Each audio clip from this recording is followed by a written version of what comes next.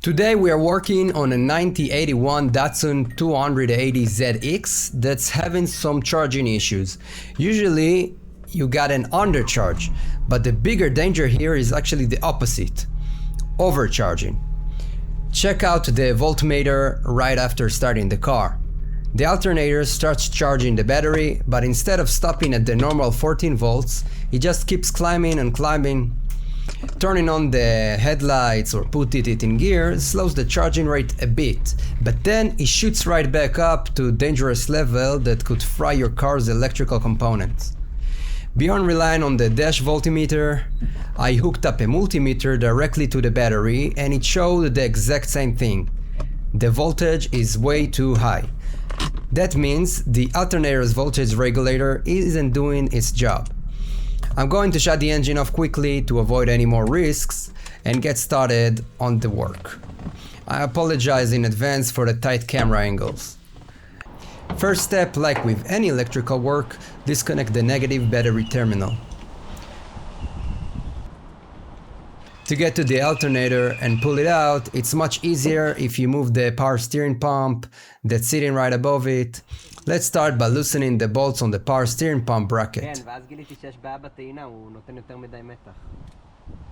צריך לפרק את זה.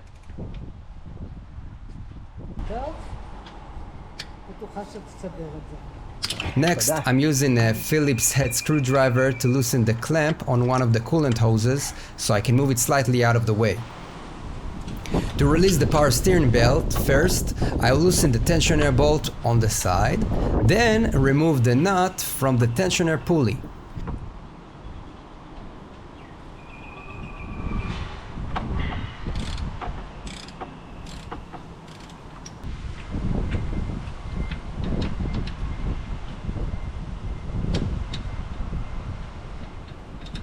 Now the pulley can move and release the tension on the belt, which lets me slide it off the power steering pump. Moving on, let's disconnect the 3 electrical connections on the alternator. There are a few terminals secured with 8mm nuts. Once the nuts are off, I'll thread the nuts back onto the stud so they don't get lost.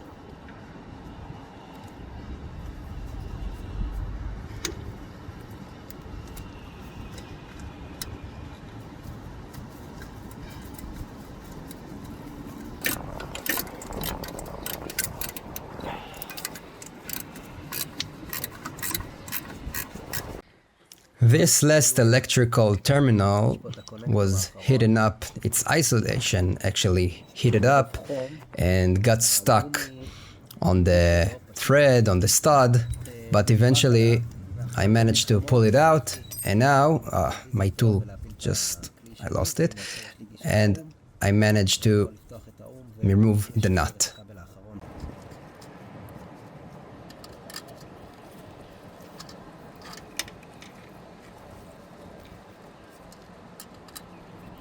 Perfect.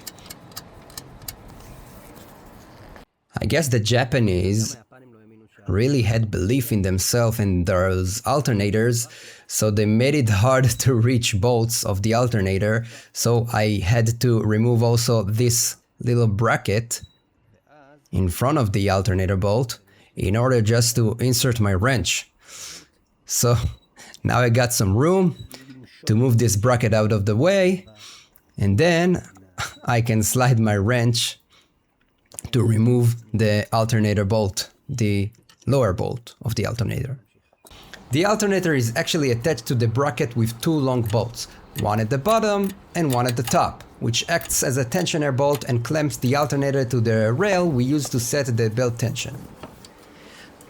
I need to push the alternator towards the engine, but it's stuck tight, and it's tough to move when you don't have much room to leverage. עם שתי ידיים, הוא לא זז. יאללה. יופי. Now we can pull the bottom bolt all the way out and try to slide the alternator out. Some of you might ask why I didn't pull it out from underneath. Well, it's partly because of the height of the car, but also because there are coolant hoses running under the alternator that would force me to drain the cooling system and then refill it. Moving the power steering pump was the ideal solution.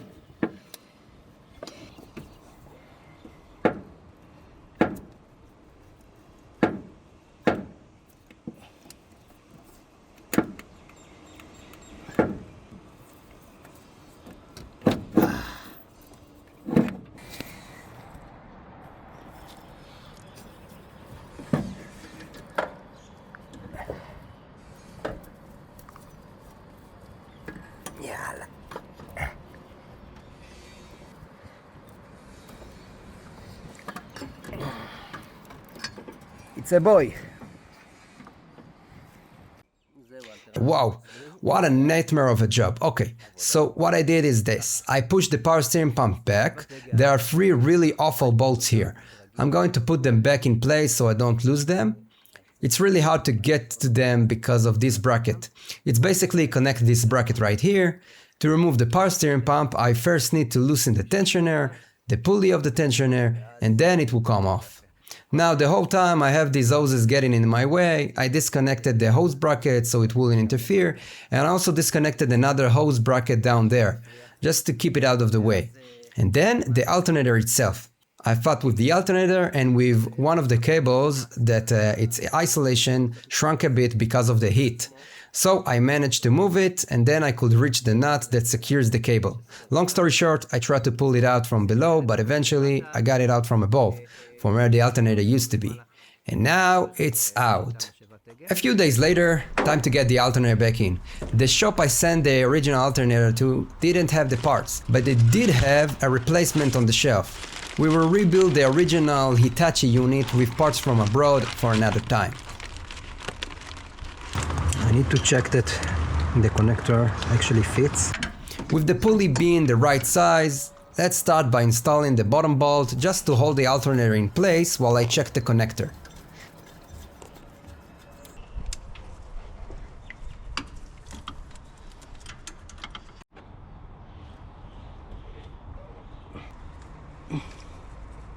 I'm connecting the positive.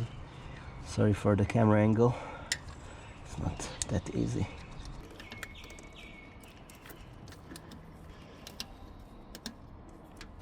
The connector fits. Now I can finish connecting the other 2 electrical terminals.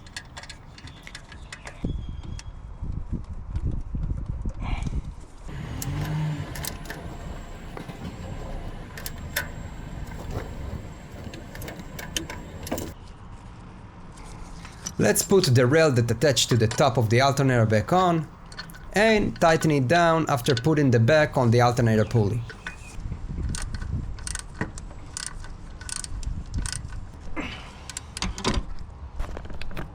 Now we will reinstall the power steering pump along with the hoses, mounts and brackets.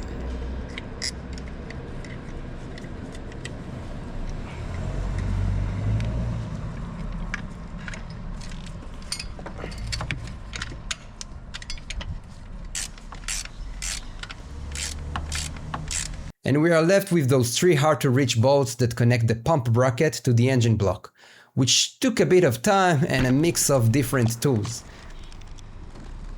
Now it's time to put the power steering belt back on. Once it's in place, we will tighten the tensioner pulley and the tensioner bolt itself.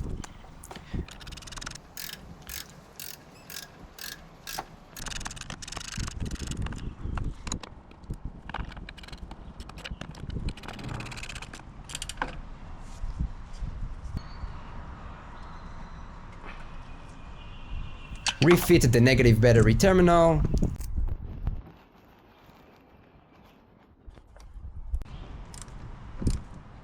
And tighten its nut. Now for the moment of truth, is the battery voltage stable?